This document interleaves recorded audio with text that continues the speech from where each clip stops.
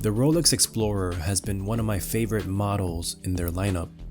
It was actually going to be my first big boy purchase when it was time to make the jump to Swiss-made luxury. However, if you've been following this channel, you know that first watch was my Datejust 36. I think the date complication edged it over the simple time-only function in the Explorer.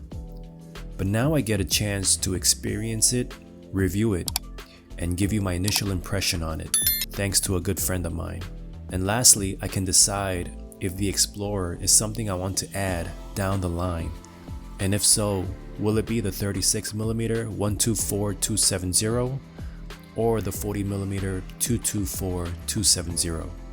I have with me the 36mm version of the current model 124270 with their latest 3230 movement. You can tell that this is the latest and current model because of the Rolex crown symbol in between the words Swiss made at the bottom of the dial. The watch comes in at 35.5mm, thickness of 11.6mm, lug to lug of 43.2mm. If you consider the end links, you'll get 45.3mm with a 19mm lug spacing. When I tried it on for the first time, all I could say was, wow, this watch is small.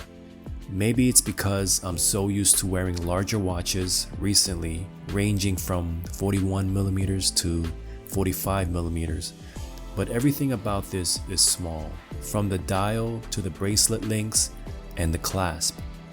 This is one of those times where the specs wear true to size. The bracelet starts at 19mm and tapers down to 14mm, jumping back up to 16mm on their fold-over oyster lock safety clasp.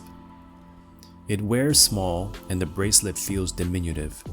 Considering it is a sports watch, I couldn't get over how tiny it wears.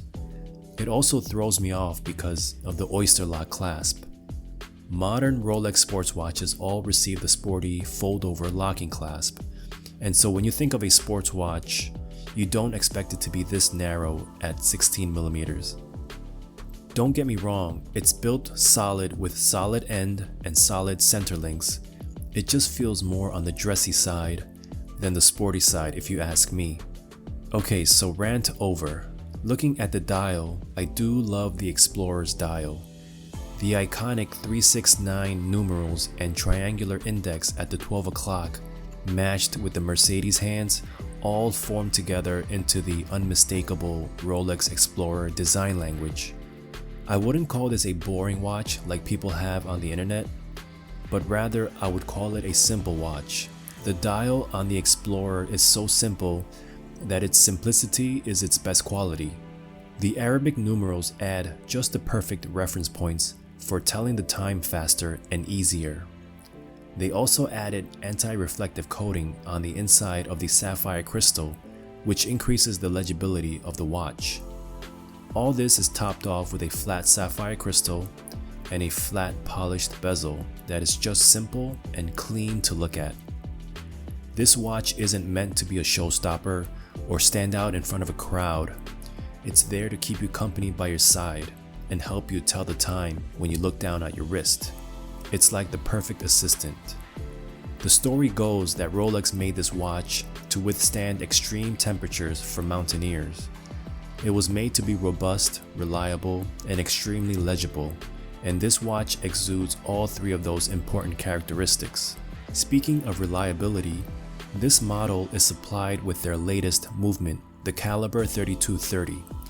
It is a time-only movement that has 70 hours of power reserve with an accuracy of plus or minus 2 seconds a day. It has a paramagnetic blue parachrome hairspring with Paraflex shock absorbers for its anti-magnetic and shock absorbent properties. It's the same movement in my Submariner and my Datejust, only without a date.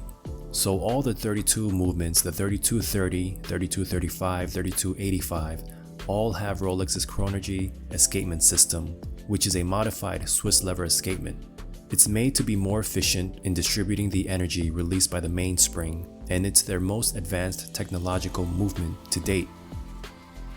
The bracelet is extremely comfortable, which is no surprise. The Oyster bracelet is just one of the best 3-link bracelets out there. It just conforms so well to the shape of your wrist.